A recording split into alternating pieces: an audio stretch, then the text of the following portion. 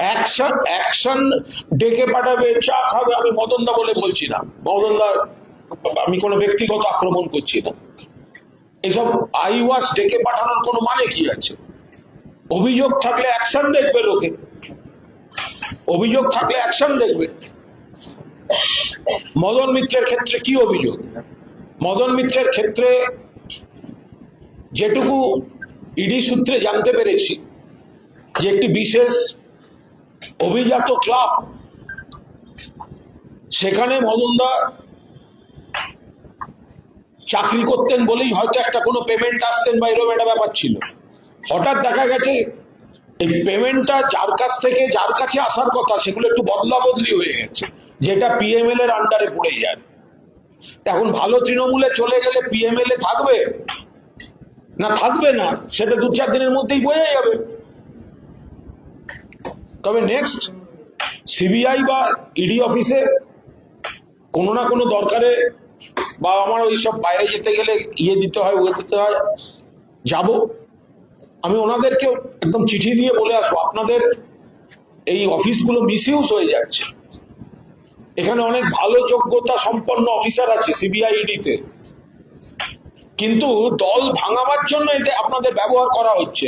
এবার আমাদের বক্তৃতা করতে গেলে অকারণ আপনাদেরকে অ্যাটাক করতে হচ্ছে। আপনারা এই রাজনীতিতে পড়ছেন কেন? যাদের নোটিশ দিচ্ছেন তাদের বিরুদ্ধে হয় ব্যবস্থা নিন, আর নইলে নোটিশটা খামোকা দিচ্ছেন কেন? দল ভাঙাবার জন্য আপনাদের ব্যবহার করা হচ্ছে ইডি আর সিবিআই কে। এতে ইডি আর সিবিআই এর ব্র্যান্ডটা আরো ক্ষতিগ্রস্ত হচ্ছে। তো কেন আপনারা এগুলো করতে যাচ্ছেন? অন্যদিকে অভিষেক বন্দ্যোপাধ্যায় মদন মিত্রকে একটা আইনি নোটিশ পাঠিয়েছে, 72 ঘন্টার মধ্যে। সে তো বটেই, মদনদা যদি অভিষেককে একটা হঠাৎ কাদের কথায় একটা দুম করে একটা কি সব বলে দিয়েছেন, তো অভিষেক বন্দ্যোপাধ্যায় যদি সেটাকে মানহানির মামলার নোটিশ অভিষেক বন্দ্যোপাধ্যায় পাঠিয়েছেন, সেটা মদন মিত্র তার আইনজীবী দিয়ে তিনি কি করবেন তার ব্যাপার। যা নয় তাই একটা বলে দিলেন, একটা ভিত্তিহীন কিছু অভিযোগ করে দিলেন। এখন ওনাদের ওইদিকে ভালো সাজতে হবে। তো সব অভিষেক বন্দ্যোপাধ্যায় বা যে কোনো ব্যক্তি হবে, কারোর নামে যদি এরকম বলে দেয় সে কি শুনবে? তো অভিষেক বন্দ্যোপাধ্যায় সে আইনি নোটিশ পাঠিয়েছেন। এবার যিনি এই কথাগুলো বলেছেন তিনি সেটা কোর্টে প্রমাণ করুন যে তিনি সব ঠিক বলেছেন।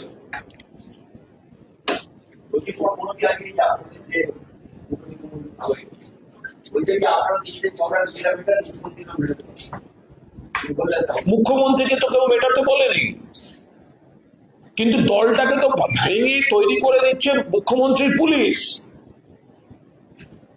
তৃণমূলের এই যে ভালো তৃণমূল গোষ্ঠী সম্পূর্ণ অনৈতিকভাবে বিচারাধীন রীতিনীতির বাইরে গিয়ে এই বিরোধী শিবিরকে স্বীকৃতি কে দিয়েছে? মুখ্যমন্ত্রী, স্পিকার দিয়েছে। বাফার জোন তৈরি করছেন, পোষা বিরোধী তৈরি করে প্রকৃত বিরোধীদের সমালোচনা যাতে না নিতে হয়, তাই বিরোধী দলটাকে ভাগ করার জন্য পোষা বিরোধী তৈরি করছেন মুখ্যমন্ত্রীরা।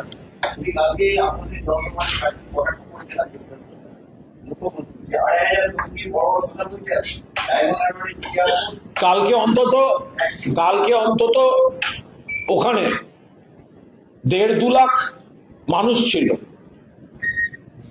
যে যতখানি রাস্তাটা লম্বা পেছন, আমরা আইন মেনে সভা করেছি, অর্থাৎ কোর্ট যতজনকে বলেছে। এবার যদি মানুষ যদি এসে যান, আপনি কি করবেন?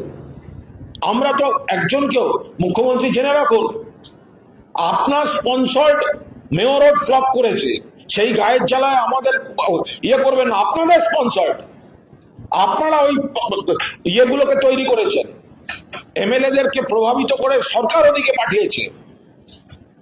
আমাদের নেতা কর্মীদের কাল সারাদিনে কতজনকে অ্যারেস্ট করা হয়েছে।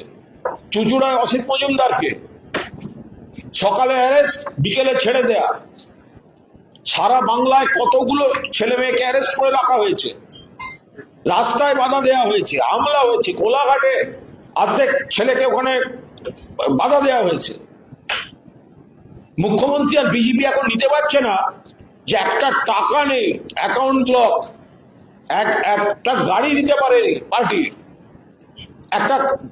এক গ্লাস জল দিতে পারেনি, খাবার দিতে পারেনি, রাত্রে থাকার ব্যবস্থা করতে পারেনি।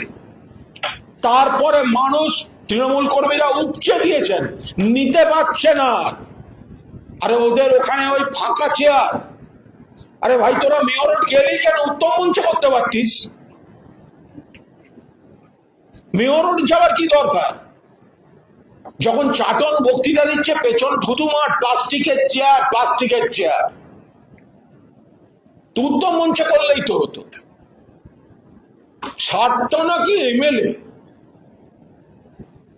তারা নাকি করবে সভা, তারা নাকি দেখাবে জনসমাবেশ, তার মধ্যে তো ওই মানে যেটুকু প্যান্ডেল করে রেখেছিল সেটুকুও ভরাতে পারেনি। এখন সেইটা মুখ্যমন্ত্রী আর বাকিদের বুকে বাড়ছে না যে এত, আরে বেড়াল ছানাগুলোকে আপনি বাঘ ছাল পড়াবেন, জীবনে হালুম বেরোবে, মেয়েই বেরোবে তো। মুখ্যমন্ত্রী কিছু বেড়াল ছানা পুষছেন, বাঘের ছাল পরাতে যাচ্ছেন পুলিশ দিয়ে। কালকে দেখেছেন হাল, বুক ফেটে যাচ্ছে, নিজেদের পোষ্যপুত্রদের ওই হাল। আর এখানে মমতা বন্দ্যোপাধ্যায় চেয়েছিল উত্তাল জনতা, সেই জন্য আজকে হতাশ হয়ে এই ধরনের রাগ বেরিয়ে যাচ্ছে। বলছি তৃণমূল মুখ্যমন্ত্রী আহ্বান এইসব রিপোর্ট বেশ করা হবে, প্রকাশ করা হবে, এইসব দুর্নীতি বলতেন যে এই 100 কোটি বড় বড় কথা সব উপস্থিতের উপর ব্যবস্থা নেই। মুখ্যমন্ত্রী যখন বলেন যে আমি ব্যবস্থা নিব, নতুন মুখ্যমন্ত্রী সবে 2 মাস হয়েছে, তখন আমার মধ্যেও একটা আস্থা তৈরি হয় যে মুখ্যমন্ত্রী বলছেন ব্যবস্থা নেব।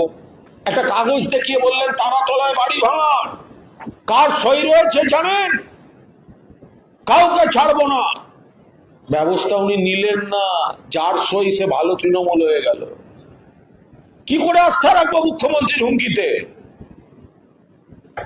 মুখ্যমন্ত্রী একজনের নাম করে বললেন তার আর তার ছেলে 80 থেকে 90টা বেআইনি কনস্ট্রাকশন, সে ভালো তৃণমূল হয়ে গেল।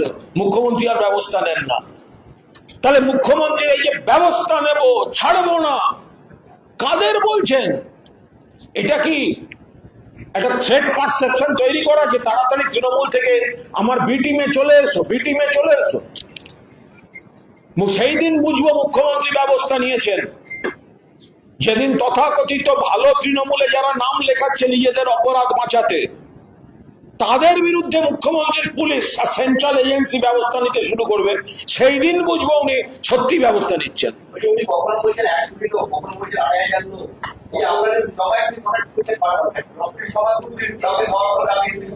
আমি একটা জিনিস বুঝতে পারছি না, এর উত্তর আমরা কেন দেবো? আপনারা তো সমাবেশটায় ছিলেন, আপনারা তো সমাবেশটায় ছিলেন।